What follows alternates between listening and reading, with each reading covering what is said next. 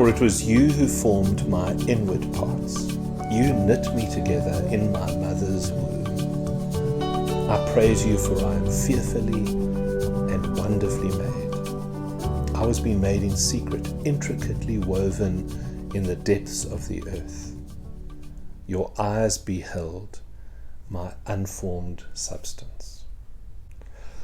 On the 28th of December 2020, just a couple of weeks ago, a baby girl was born on the streets of Newton Park, not far from where our church is. Born into a very difficult world under hugely difficult circumstances. But hers is a sacred life. Just over a week ago, the body of Patricia Jordan, just 14 years old, was found in bushes near where she lived. She had been gang raped and then murdered by 5 young men in her community. Her life too, a sacred life. A sacred life. The whole Christian story, from Eden to the New Jerusalem, is the story of life. Life. In every instance where I have heard of someone who has chosen to have an abortion, I've heard a story of deep pain. It's the kind of pain you know will remain with that person in one way or another forever. Of course, as in all human behavior, there must surely be some exceptions. But there is nothing casual or simple about abortion. It's a devastating choice. And even for those who might be keen to dismiss it as a simple medical procedure, it really does remain a decision not only of the body, but also of the soul. And the abortion debate seems to have fallen over decades into just 2 camps.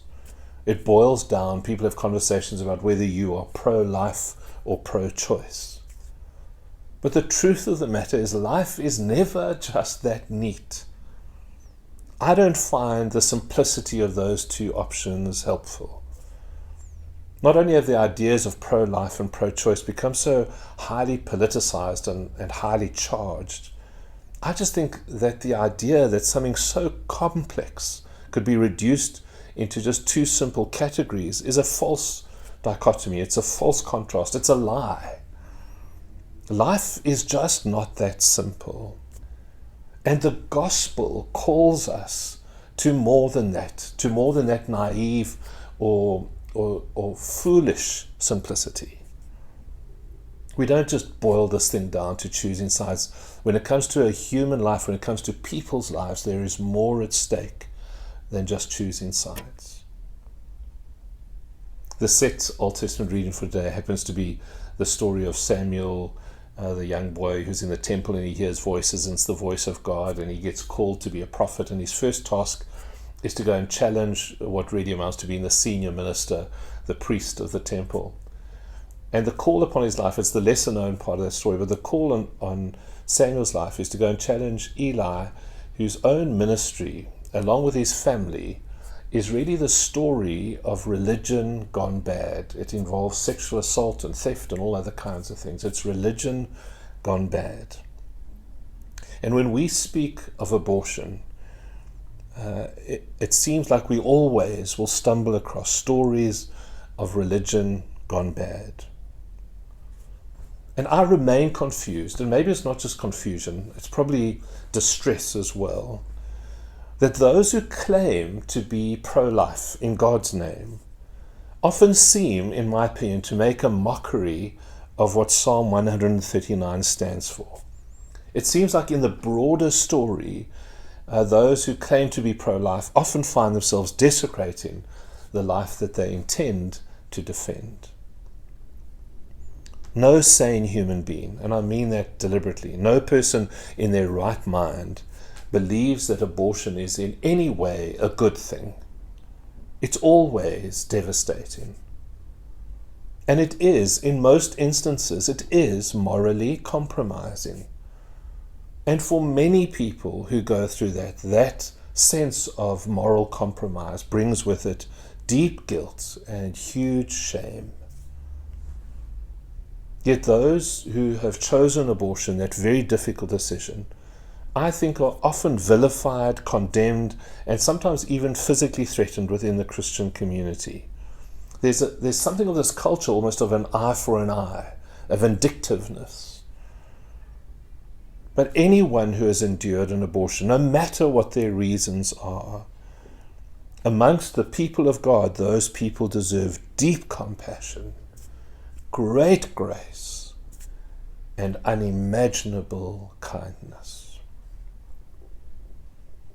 Perhaps I'm making too much of it, but this is my argument, that in the pro-life community, it's not uncommon to find what is really an ironic disregard for life in general. And I want to say, I recognize today that I'm generalizing, that this isn't true of everyone. But we know the stories of those who fight vociferously to protect unborn children and then turn out to be far less concerned about those who have made it past the womb, especially if those children are the children of the poor, or if they are children of immigrants, or if they are children who have been abandoned. It seems to me that the political will to stop abortion is far greater than the desire to protect abandoned children or to fight against the scourge of human trafficking across the world, which mostly involves children and teenagers. Those who describe themselves as pro-life are also often, and I acknowledge the generalization, but are also often pro the death penalty.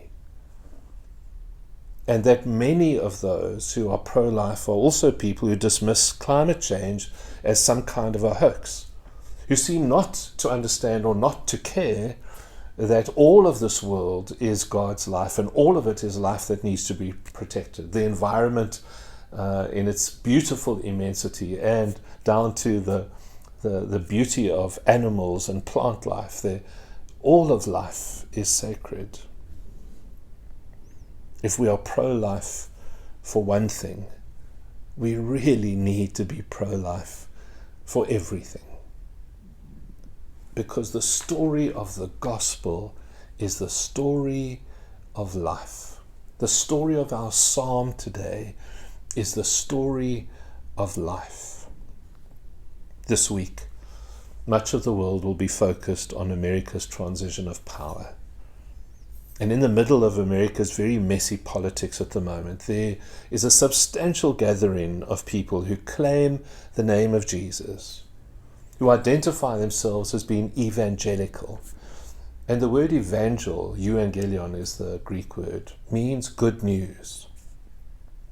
So to be an evangelical is to be a person who wants to declare and share good news. Not our good news, but God's good news. Yet it's been remarkable, again I use the word distressing even, to see what people will deny, what people will ignore, what people will forgive, all in the name supposedly, not so much of standing up for Jesus, but in the name of protecting life. It seems to me that people have been willing to sell their integrity, their souls, in the name of being pro-life.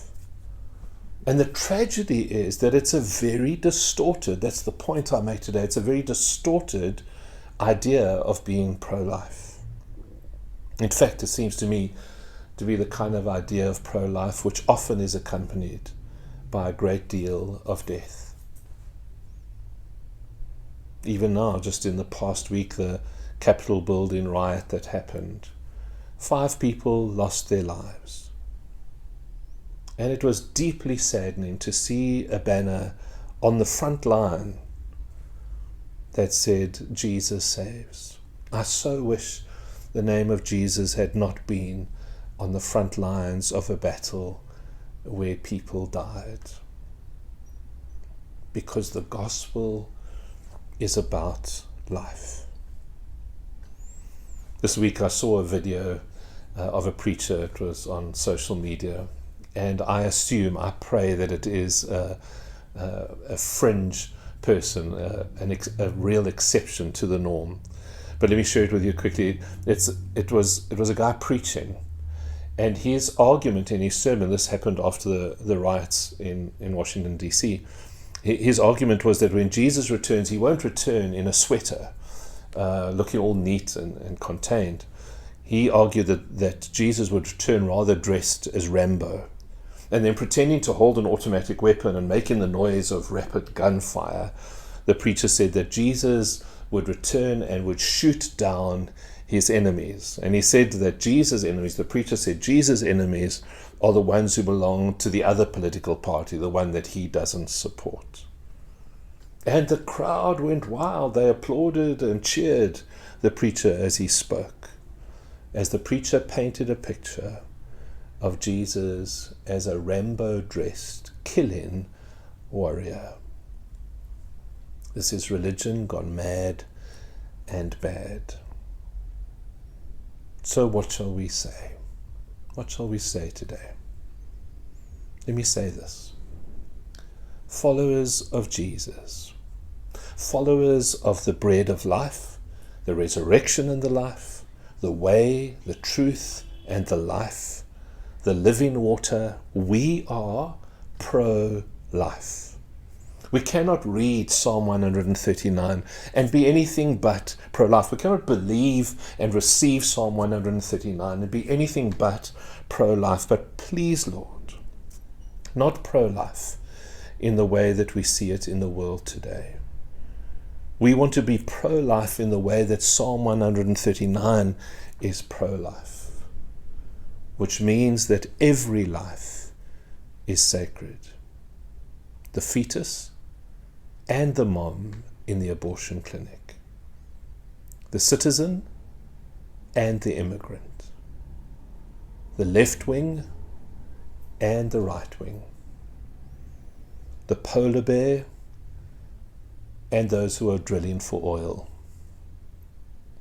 the victim and the perpetrator. This is not easy, eh? In fact, I sometimes feel it is impossible to live, believe, think like that.